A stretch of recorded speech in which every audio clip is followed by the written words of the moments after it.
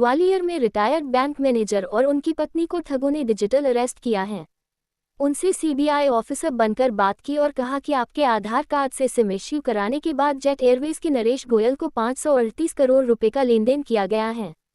ठगों ने शुक्रवार सुबह 9 बजे कॉल किया। इसके बाद दंपत्ति घबरा गया। सीबीआई ऑफिसर ने कहा कि आप बुजुर्ग हैं इसलिए पुलिस नहीं भेज रहे हैं, लेकिन मिश्रा जी आप डिजिटल अरेस्ट हो। इसके बाद उनको इतना दहशत में रखा कि वह किसी से कुछ नहीं कह पाए।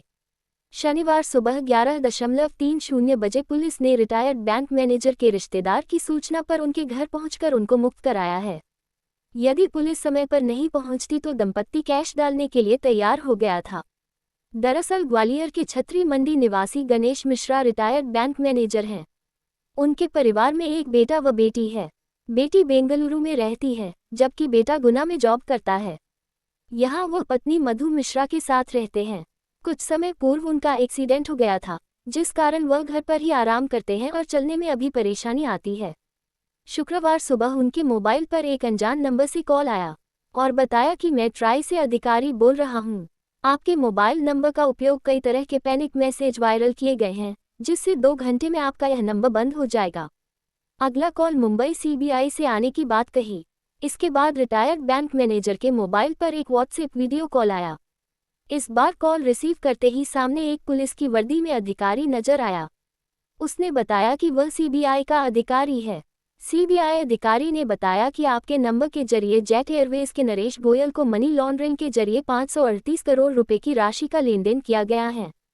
यदि आप सहयोग करेंगे तो ठीक है, नहीं तो 5 मिनट में अंधेरी पुलिस आपको परिवार सहित गिरफ्तार कर लेगी।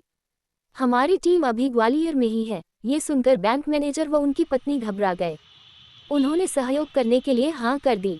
ठग बोले आप डिजिटल अरेस्ट है। इसके बाद ठगों ने उनको घर में ही एक रूम में पहुंचकर सभी दरवाजे बंद करने के लिए कहा। इसके बाद दंपत्ति को घर में ही डिजिटल अरेस्ट कर दिया। यहाँ उन्होंने आधार कार्ड नंबर, परिवार की डिटेल, अकाउंट की डिटेल आदि पूछ ली, फिर उनको निगरानी में रखा। ठगों ने गणेश मिश्रा की पत्नी को अपने काबू में करना चाहा। उनसे कहा, गणेश मिश्रा की बैंक में जो एफडी है उसे तुड़वाए और रकम गणेश मिश्रा के खाते में आने के बाद आरटीजीएस करिए। पीड़ित दंपत्ति में मधु मिश्रा ने इस बात को अपनी बहन के पति राहुल को छुपकर बताई थी, जिस पर वह तत्काल शनिवार को गणेश मिश्रा के घर पहुंचे। तब तक डिजिटल अरेस्ट का नाटक चल रहा था। राहुल ने जब डिजिटल अरेस्ट करने वालों को समझाना शुरू किया और पुलिस को सूचना दी।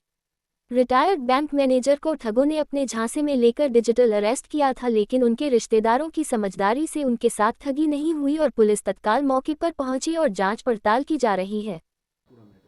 ये श्री गणेश नारायण मिश्रा जी हैं। ये लेडीज़ पार्क के सामने रहते हैं। इनके द्वारा आज जो है सूचना दी गई थी, पुलिस तत्परता से मौके पर पहुंची थी।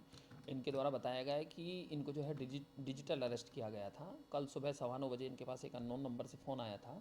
उनके द्वारा बताया गया है कि हम सीबीआई जो है मुंबई ब्रांच से बोल रहे हैं। उसके बाद अन्य 2-3 लोगों से और बात कराई इन्होंने और कंटिन्यू इनको बोला गया है कि आप जो है मनी लॉन्ड्रिंग के केस में आपको अरेस्ट किया जा रहा है। इसके पहले जो है वो सारे जो फेक कॉल आया था उनने इनसे और बेसिक जानकारियाँ ले ली थी, जिसमें उन्हें ये पता चला था कि ये वृद्ध हैं और उनके द्वारा ये बताया गया चूँकि आपके वृद्ध हो और आपके पैर में चोट लगी हुई है, इसलिए हम आपको जो अरेस्ट वारंट जारी नहीं कर रहे हैं, डिजिटल अरेस्ट कर रहे हैं।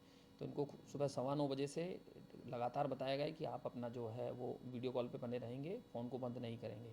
यहाँ तक कि रात में भी इनका जो है फ़ोन चालू रहा और इनको जो है उनके बैंक के अकाउंट के सारे पैसे जो हैं वो ट्रांसफ़र करने के लिए बताया गया था।